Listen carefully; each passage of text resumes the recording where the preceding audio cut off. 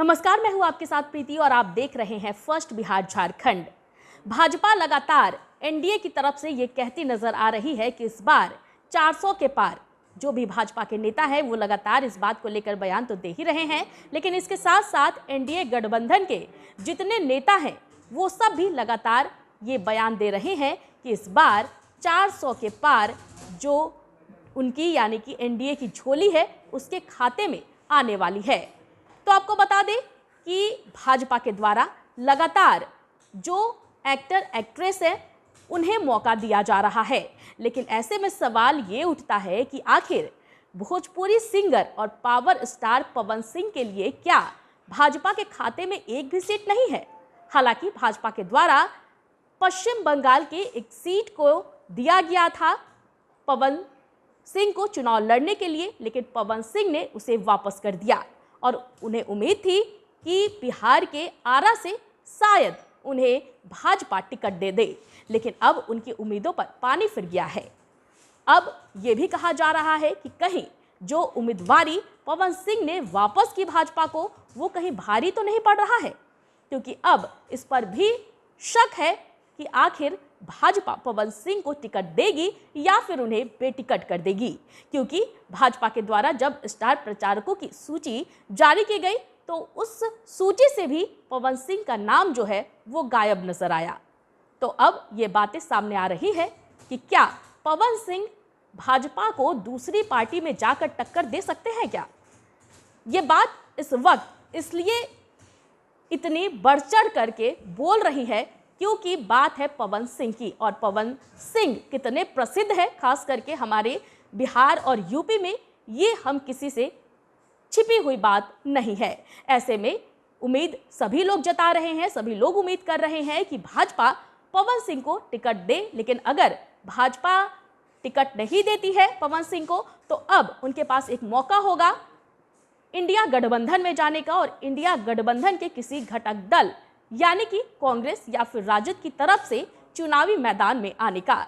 लेकिन बात अब ये भी है कि क्या अगर वो महागठबंधन में आते हैं तो चुनाव जीत पाएंगे। दरअसल ऐसा देखा जाता है कि जब कोई भी कलाकार चुनावी मैदान में उतरता है तो मैक्सिमम चांसेस जो है उसके जीतने के होते हैं।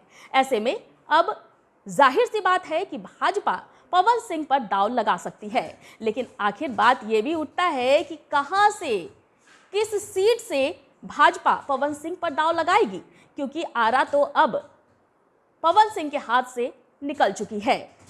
पवन सिंह लगातार ये उम्मीद जता रहे थे कि उन्हें आरा सीट से उन्हें टिकट मिलेगी भाजपा की तरफ से, जो उन्हें नहीं मिली। आपको बता दें कि एक बार जब पश्चिम बंगाल से उन्हें भाजपा ने अपना प्रत्याशी बनाया तो उसके लिए उन्होंने मना कर दिया और उसके बाद उन्होंने एक ट्वीट किया जिसमें उन्होंने लिखा कि माँ के वादे पर मैं खरा उतरूंगा, माँ के आशीर्वाद से मैं चुनाव लड़ूंगा।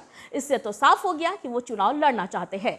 लेकिन अब बात ये उठती है कि आखिर किस दल के साथ या किस गठबंधन के साथ पवन सिंह चुनावी मैदान में उतरेंगे, क्योंकि भाजपा ने जिस तरह से जो स्टार प्रचारक की सूची है उससे भी उन्हें बाहर का रास्ता दिखा दिया है। ऐसे में कम चांस है कि भाजपा अब पावर स्टार पवन सिंह पर दांव लगाएगी। हालांकि देखना यह दिलचस्प होगा कि आखिर पवन सिंह किस पार्टी के चुनाव चिन्ह पर चुनावी मैदान में आते हैं। इस वक्त की खबर में फिलहाल इतना ही। मुझे दीजिए इजाजत, लेकिन देखते रहे फर्स्ट बिहार झारखंड। धन्यवाद। ये लो मुंह मीठा करो, आज मैंने अपना जॉब छोड़ दिया, अब हम पूर्णिया वापस जाएंगे। जॉब छोड़ दिया है? मतलब ये घर कैसे चलेगा? हम करेंगे क्या और माँ बाबूजी क्या बोलेंगे? इसलिए मैं एक और मिठाई का डब्बा लाया। अपने बिजनेस के लिए लोन अप्रूव हो गया। अरे लोन अप्रूव हो गया वो तो ठीक है, लेकिन पूर्णिया में हम रहेंगे कहाँ? अपना घर भी तो नहीं है वहाँ। इसलिए तो एक और मिठाई का डब्बा अलग से लाया हूँ। हमने पूर्णिया में घर ले लिया है, पूर्णिया के ई होम्स पैनोरमा में। पूर्णिया में पैनोरमा ग्रुप लेकर आए हैं ई होम्स पैनोरमा। बड़ा घर, आलीशान जिंदगी और अत्याधुनिक सुविधाओं के संग। अरे अरे, अब क्यों मुंह मीठा करवा रही हो? क्योंकि हम घर वापसी जो कर रहे हैं। घर वापसी की खुशी पूर्णिया में ई होम्स पैनोरमा के संग। E homes panorama, luxurious lifestyle redefined.